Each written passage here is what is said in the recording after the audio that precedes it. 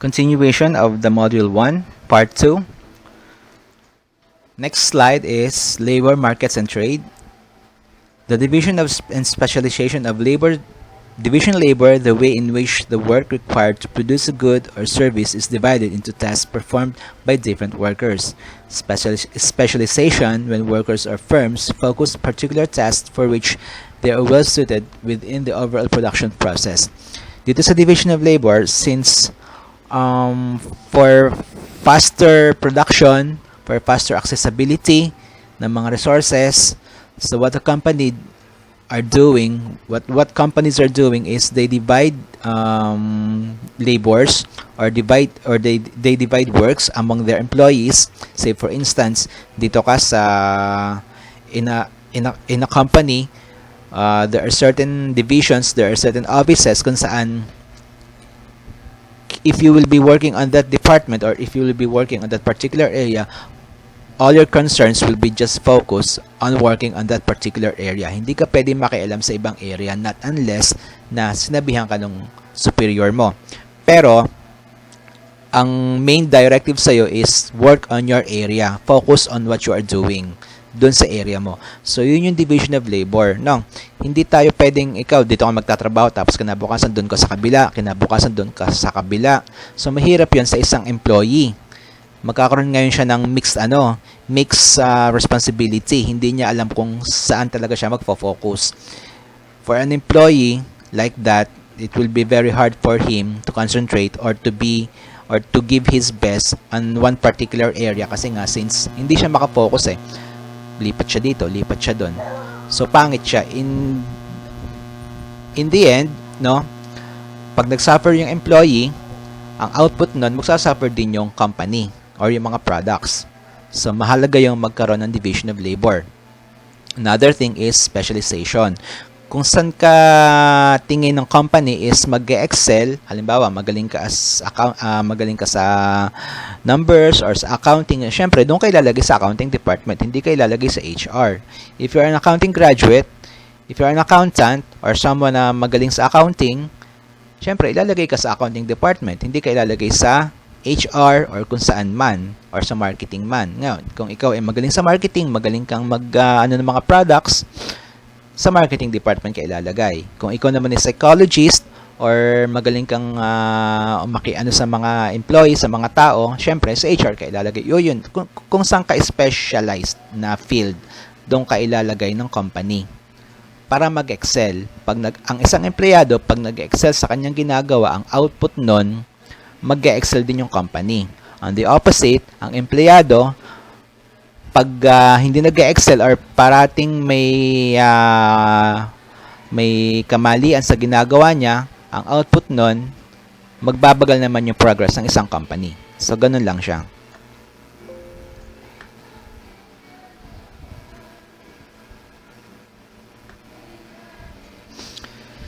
Trade and markets, continuation. Specialization only makes sense if workers and other economic agents such as business and nations can use their income to purchase the other goods and services they need. Specialization requires trade. The market allows you to learn a specialized set of skills and then use the pay you receive to buy the goods and services you need or want. This is how our modern society has evolved into a strong economy. So, parati siya mayroong trade and market, exchange of goods and services. Ganun naman talaga lagi nangyayari when it comes to economy. Long before na nag-exist ang ating mundo or ang civilization, ang ekonomiya ay kasintanda ng civilization. Okay? For a civilization to exist, for a civilization to progress, there must be an economy going or running in that particular civilization. Pag walang economy, walang progress. Or simply put, that trade and market. Pag walang exchange of goods and services or trades, walang mangyayari sa ekonomiya, walang civilization na mangyayari. Okay? Micro versus macro.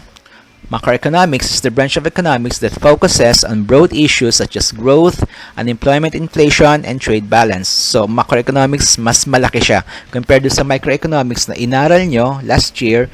Ang macroeconomics, wait lang. Macroeconomics deals with a broader issue outside the household and beyond the firms. Okay, beyond household and beyond firms. Rather, it focuses more on economic growth, unemployment, inflation, and trade balances. Yung mga GDP, yung mga unemployment rate, inflation, deflation, lahat ng yun papasok sa macroeconomics. Okay? So, more micro or macroeconomics questions. Slide going to, So, understanding macroeconomics policy pursues its goal through monetary policy and fiscal policy. Ano naman yung monetary policy? Policy that involves altering the level of interest rates, the availability of credit in the economy, and the extent of borrowing. Yun yung monetary policy.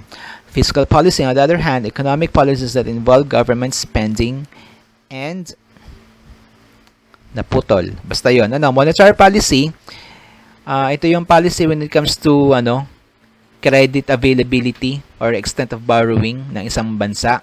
Ang fiscal naman is government spending siya. Still, they both involve money or the circulation of money sa ating bansa.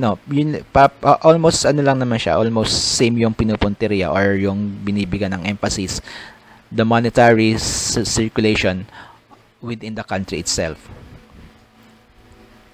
So we have different models when we study economy, like nung nangyari doon sa microeconomics nyo, meron kayong iba't ibang models na diniscuss. So ganun din dito sa macroeconomics, we will be discussing, actually majority of the discussion will be discussed through the use of graphs and models. So ano yung economic model? Economic model, a simplified version of reality that allows us to observe, understand, and make predictions about economic behavior. Economic model in math. Economic models can be represented using words or using mathematics. Algebra and graphs are utilized to explain economic models. So here we have another one type of model na talagang gamit na gamit when it comes to study of economics is the circular flow diagram. Okay? Ano yung circular flow diagram? It is a diagram indicating that the economy consists of households and firms interacting in a good and services market and labor market. Goods and services market, also called the product market, in which firms sell and households buy. Labor market, in which households sell labor to business firms or other employees. Real world, there are many different markets for goods and services and markets for many different types of labor. The circular flow diagram simplifies these distinctions in order to make the picture easier to grasp. So if you can see here dito sa ating diagram, ito yung typical na example ng circular flow diagram. There are two parties or there are two involved individual. Meron tayong household at meron tayong firm. Okay? So, dalawang line yan. Dalawang circle yan. Cycle. Dalawang cycle. Pag sinabing cycle, it goes round and round. Walang katapusan. It's a never-ending cycle. As long as nag-exist ang dalawang ito, it's a never-ending cycle. Paikot-ikot lang siya. Okay? Each one need the other, or the other one cannot exist without the other. The household need the firm, and the firm need the household. Kaya nga siya represented by arrow. Okay, tingnan natin. Simulan natin sa household. Household, ano kinalaman ng household sa firm? Or how important is the household sa firm? Household plays a major role sa firm by giving labor services. Ang nagtatrabaho sa firm is yung mga household. Sino ba yung mga household? Siyempre, tayo yon. Okay? Household consists of those people na gumagalaw within the economy. Sila yung household. Sila yung bumubuo sa household. We are a member of household. Okay? Member ako ng household. So, okay, parang ganito siya, For me to exist in an economy, okay? Say for instance, ako at ang Batangas State University, no? So ang firm is the Batangas State University. Okay? I'm doing my help, or the Batangas State University need my services in order for them to exist. Parang ganun siya. The Batangas State University cannot exist without the contribution of those households, particularly yung mga faculties, yung mga empleyado. Okay? Hindi siya mag-exist kung walang manggagaling na services mula sa household. Okay? Gaya ko, I'm rendering my service as a faculty sa Batangas State University. My service is very important for the existence of the Batangas State University. If not for my services, siguro, hindi maganda ang function ng Batangas State University. If not for the services of those faculties and those employees, baka nga hindi mag-exist ang Batangas State University. So, kailangan ng Batangas State University ang household. Kailangan ng firm ang household. Okay? So, ganun siya. Ngayon, by doing that, by doing services sa Batangas State University, ano naman yung kapalit? Siyempre, I am being paid for what I am doing. I am being paid on a regular basis sa ginagawa kong service or sa binibigay kong service sa Batangas State University. Okay? So, yun yung compensation ko in return of my services, wage, salaries, and benefits. Okay? So, yun yung in terms of monetary exchange. Okay? Tingnan naman natin.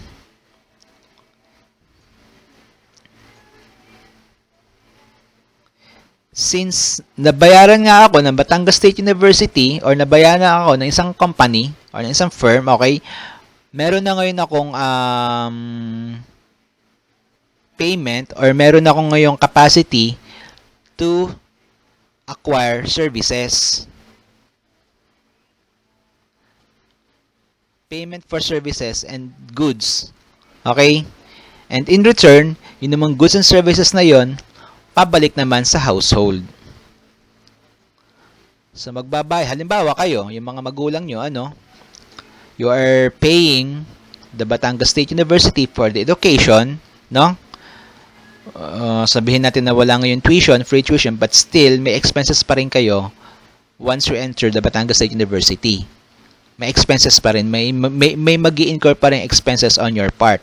So, you are still paying for the services na gusto nyo makuha sa Batangas State University. Yun. Payment for goods and services. Since you paid for that goods and services, the Batangas State University will give to you what you paid for.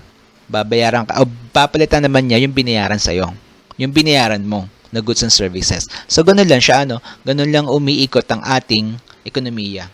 Give and take lang, give and take. Hindi kasi maganda yung give ka ng give, hindi rin na maganda yung take ka ng take.